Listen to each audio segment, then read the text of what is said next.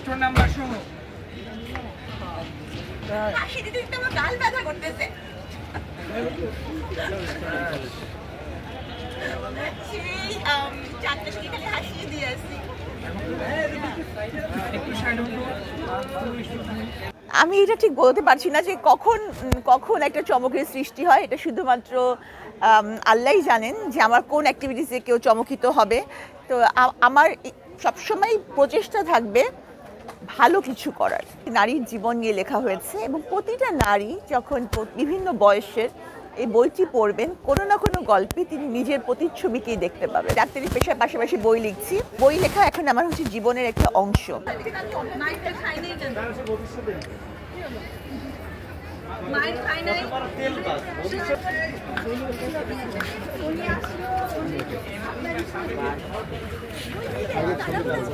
সারা মাস পড়ে আছে।